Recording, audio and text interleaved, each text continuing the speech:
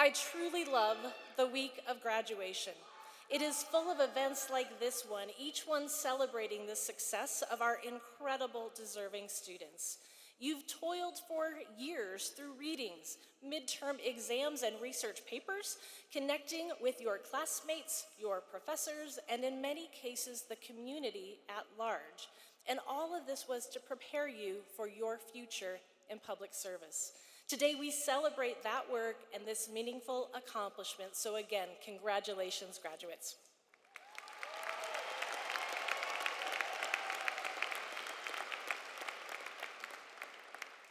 So last spring, I had an idea to design a series of convocation speeches, each focused on one of the key words included in the title of ASU's Watts College of Public Service and Community Solutions.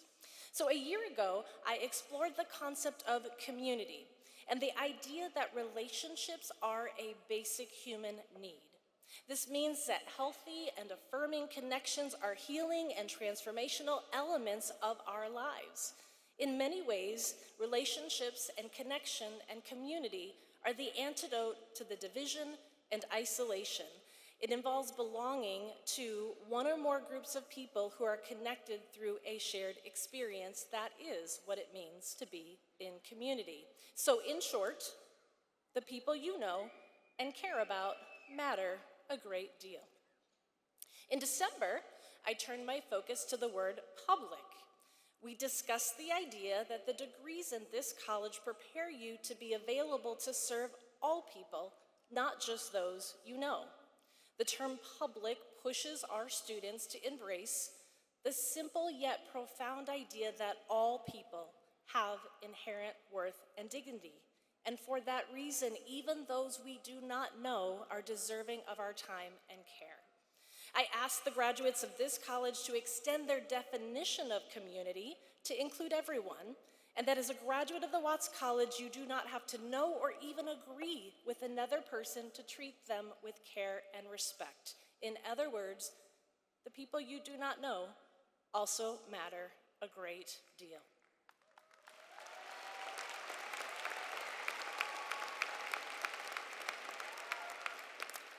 So today, for my final remarks of this series, I turn my attention to the term service, or the act of putting the needs of another above your own. At the Watts College of Public Service, we are preparing students for professional positions that at their core are other-oriented. In many ways, the idea of service is the fundamental principle that underlies everything that we do. Now, today is not about compelling you to serve. You already made that decision when you chose to earn a degree through this college. So instead, I'd like to focus on how we serve and from what mindset we approach this worthy endeavor.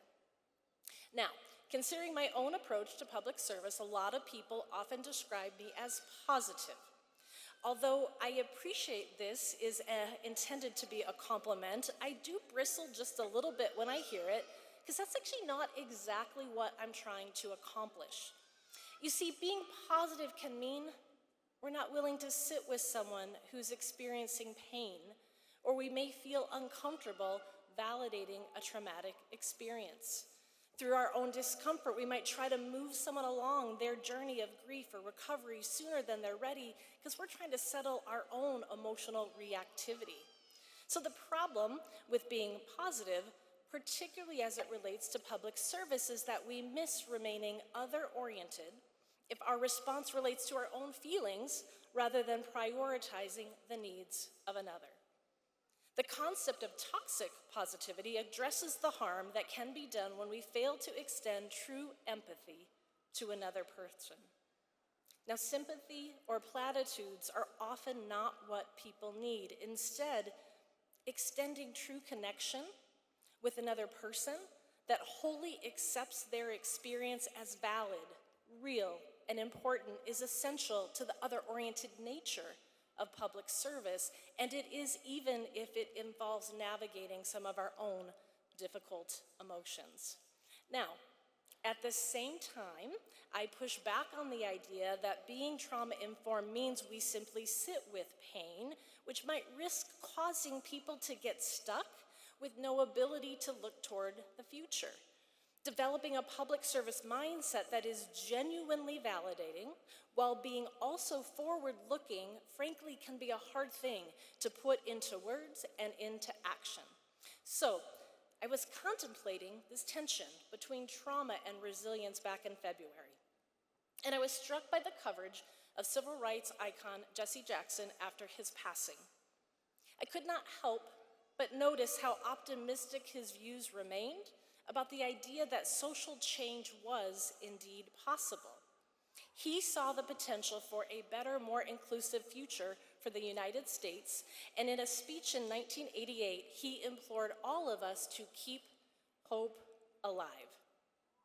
Brian Stevenson, founder of the Equal Justice Initiative and author of Just Mercy, continued this sentiment and described this sincere sense of optimism as the key feature needed to someday realize the dreams for equality that are spelled out in the Declaration of Independence almost 250 years ago.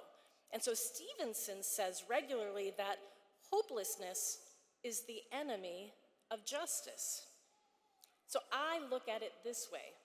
Hope, or a truly optimistic outlook, is the enemy of injustice. Let me say that again. Hope is the enemy of injustice.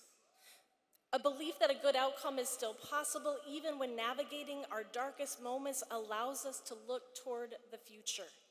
Understanding that as a public servant, I can make a difference remains fundamental to all we do.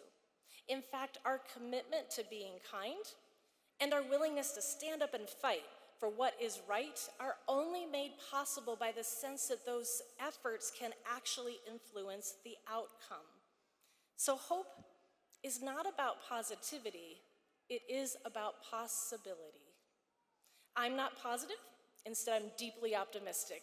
Remaining hopeful means that while we sit with people during some of their darkest moments, we also believe that when they are ready, transformation and healing are possible. And when we contemplate all that is happening in this nation and across the world, we must similarly embrace the idea that better times are ahead of us. It is true.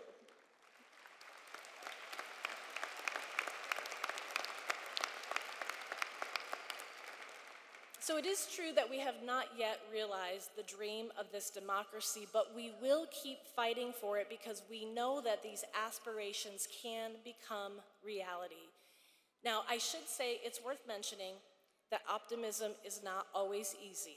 There is a lot to be concerned about right now: global conflicts, food and housing insecurity, and negative discourse feel omnipresent and unwieldy at moments.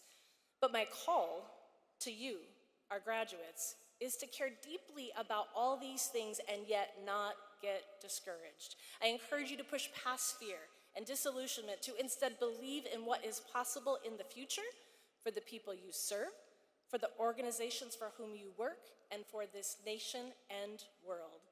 Remaining optimistic is not passive, it is something you choose. Hope is a mindset that informs those very choices. So as a public servant, your approach can hinder opportunities or you can open doors. So whether we are talking about individual interactions with the person in need or our efforts to bring about macro-level changes to organizations or policies, we must remain deeply optimistic about what is possible. So when I think about our incredible Watts College students, I am reminded every day about how far you have come, and I am deeply inspired when I consider how far you will go to make this world a better place.